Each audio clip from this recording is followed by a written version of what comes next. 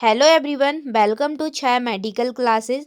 तो आज मैं फिर से लेके आई हूँ आप सभी लोगों के लिए टॉप 50 एमसीक्यू जो कि होने वाले हैं न्यूट्रिशन से। ठीक है, तो अगर आप भी nor set, RRB, D triple S V, ठीक है, स्टाफ नर्स, सीएचओ, किसी भी कॉम्पिटिटिव एग्ज़ाम की तैयारी कर रहे हैं तो यह सेशन आपके लिए वेरी वेरी हेल्पफुल होने वाला है। तो क्लास को एंड तक वॉच करना है और आपको अपना स्कोर बताना है लास्ट में कि आपके 50 क्वेश्चन में से कितने करेक्ट हुए हैं। डन, चलिए स्टार्ट करते हैं। First question, nutrition is defined as. Correct answer option V, intake and utilization of food.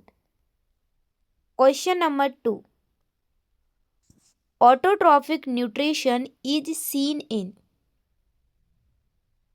Correct answer option C, green plants. Question number 3. Which nutrition depends on other organisms for food? जल्दी से correct answer बताओ क्या होगा। Correct answer option B, हेट्रोटॉपिक।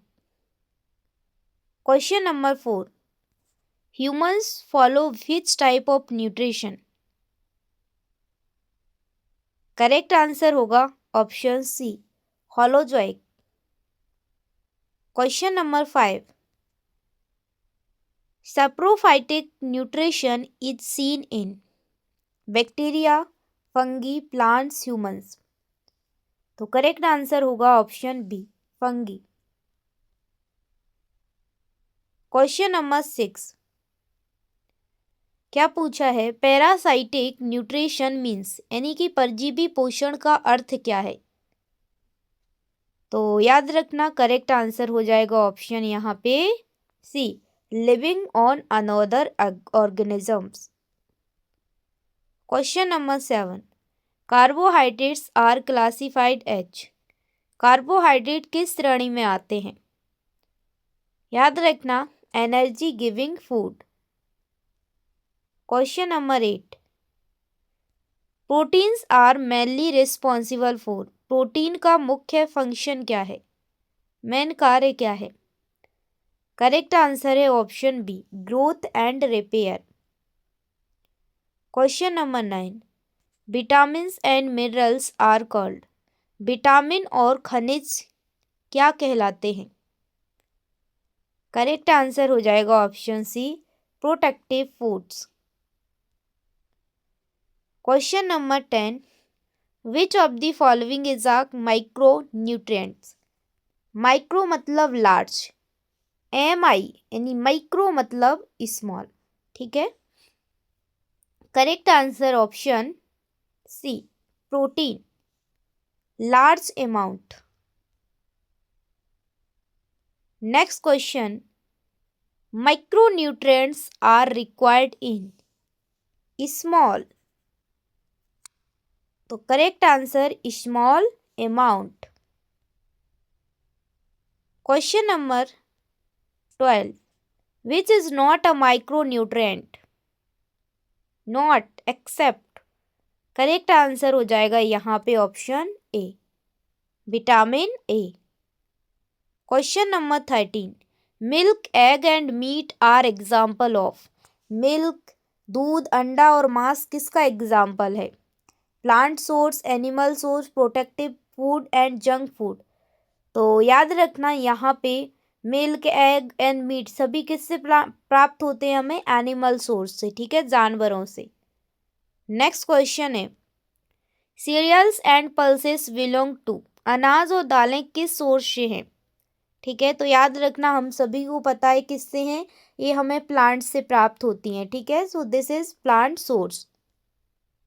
Next question, balance diet means, संतुलित आहार का मतलब है। तो याद रखना बैलेंस डाइट का मतलब होता है all nutrients is adequate amount.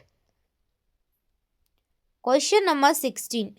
Mall nutrition includes. कुपोषण में क्या शामिल होता है। जो माल न्यूट्रिशन होता है उसमें क्या शामिल होता है, only under nutrition, not. Only over nutrition, not.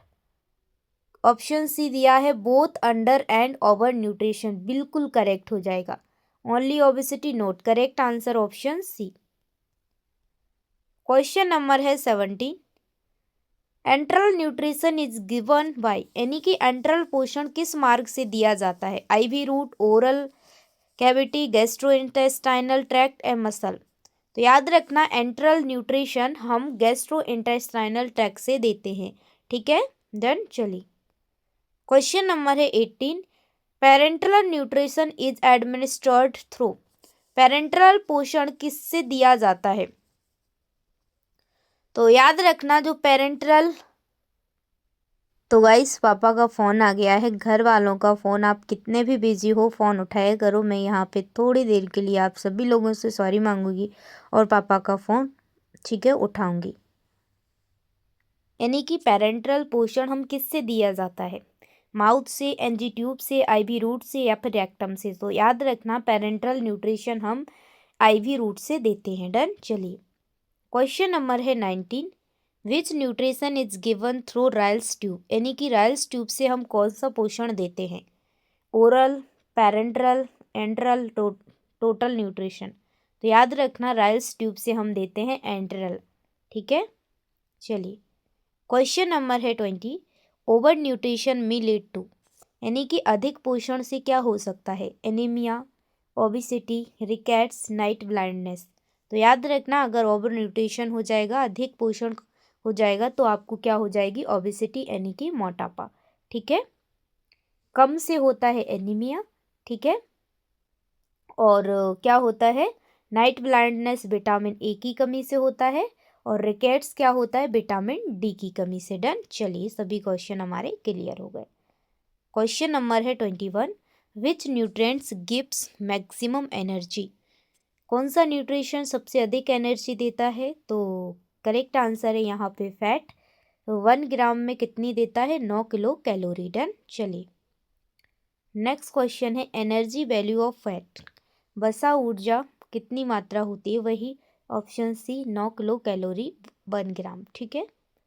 चलिए नेक्स्ट क्वेश्चन है एनर्जी वैल्यू ऑफ कार्बोहाइड्रेट्स। तो याद रखना 1 ग्राम में कार्बोहाइड्रेट देता है 4 किलो कैलोरी, ठीक है। तो यहाँ पे correct answer option B. Question number 24। Which is a protective food, protective food कौन सी है? सुरक्षात्मक भोजन। तो याद रखना फ्रूट्स, करेक्ट आंसर है ऑप्शन सी। डन, चलिए नेक्स्ट क्वेश्चन है main aim of nutrition is, यानी पोषण का मुख्य उद्देश्य क्या होता है? Taste, survival and health, weight gain only, entertainment not. ये इनका कोई रोल नहीं है, इनका कोई रोल नहीं, करेक्ट आंसर ऑप्शन बी। चलिए अब हम एमसीक्यू करेंगे। 25 हमारे बेसिक क्लासिफिकेशन ऑफ न्यूट्रिशन से हो गए। अब 25 एमसीक्यू करेंगे एनर्जी रिक्वायरमेंट से, ठीक है। चलिए नेक्स्ट क्वेश्चन है एनर्जी रिक्वायरमेंट मीन्स, यानी ऊर्जा आवश्यकता का अर्थ क्या है? तो याद रखना ऊर्जा आवश्यकता का जो अर्थ होता है amount of energy needed to maintain health, ठीक है। क्वेश्चन नंबर 2 है unit use to measure energy requirement is, ऊर्जा आवश्यकता मापने की इकाई क्या है? तो याद रखना ऊर्जा आवश्यकता मापने की जो इकाई होती है वो होती है किलो कैलोरी। क्वेश्चन नंबर है 3। बेसल मेटाबॉलिक रेट यानी BMR रेफर्स टू का अर्थ क्या है? तो याद रखना BMR का अर्थ होता है energy required at complete rest, ठीक है। Correct answer option C. Question number है 4। BMR is measured under which condition, BMR किस स्थिति में मापा जाता है? तो याद रखना BMR physical and mental rest, ठीक है। Correct answer option C. Question number 5। Major component of total energy required is, correct answer option C BMR। Question number 6। Which factor increases energy requirements the most, ठीक है। कौन सा कारक ऊर्जा आवश्यकता सबसे अधिक बढ़ाता है? तो याद रखना जब आप फिजिकल एक्टिविटी ज़्यादा करते हैं तो ऊर्जा आवश्यकता बढ़ेगी। नेक्स्ट क्वेश्चन है energy requirement is higher in. तो याद रखना एनर्जी रिक्वायरमेंट यानी ऊर्जा आवश्यकता अधिक होती है हैवी वर्क। ठीक है। Next question, energy requirement in pregnancy. Pregnancy में एनर्जी बढ़ती है, घटती है, सेम रहती है या जीरो, क्या होता है? तो याद रखना प्रेगनेंसी में इंक्रीज होती है, बढ़ती है। क्वेश्चन नंबर है 9, energy requirement is increased during. ऊर्जा आवश्यकता किस स्थिति में बढ़ती है? स्लीप में, ओल्ड एज में, फीवर में, फास्टिंग में। तो याद रखना फीवर में। क्वेश्चन नंबर है 10, विच न्यूट्रिएंट्स प्रोवाइड मैक्सिमम एनर्जी पर ग्राम। ठीक है, प्रति ग्राम सबसे अधिक ऊर्जा कौन देता है? कार्बोहाइड्रेट कितना देता है? 4 किलो कैलोरी। प्रोटीन भी कितना देता है? 4 किलो कैलोरी। फैट कितना देता है? 9 किलो। तो सबसे पहले यहाँ करेक्ट आंसर हो जाएगा ऑप्शन सी, फैट।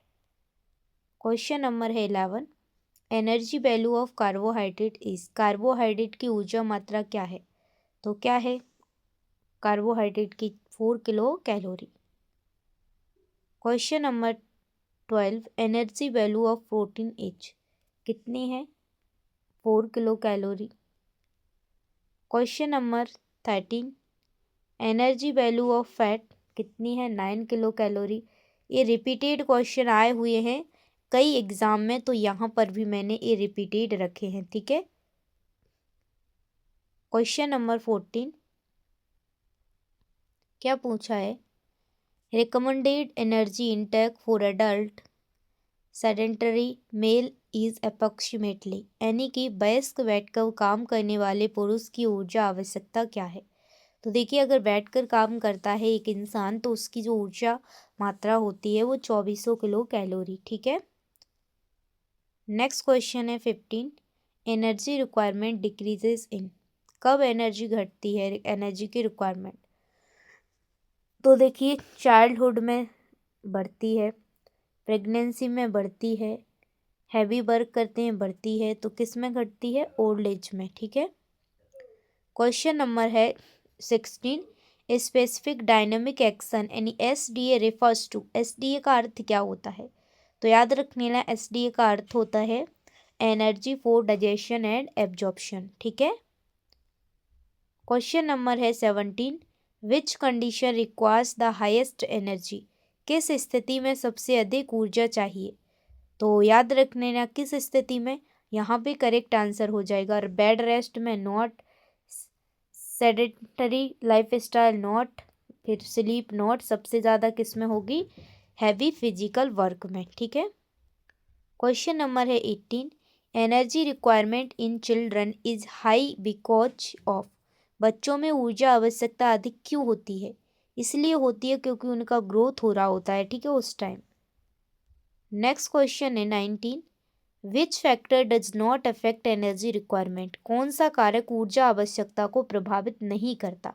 ठीक है, नॉट इफेक्ट। एज तो करती है, क्लाइमेट भी करता है, फिजिकल एक्टिविटी भी करती है, वट जो ब्लड ग्रुप होता है ये नहीं करता।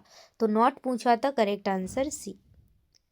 Question number 20, energy requirement is usually expressed पर। यानी कि ऊर्जा आवश्यकता सामान्यतः किस रूप में व्यक्त की जाती है?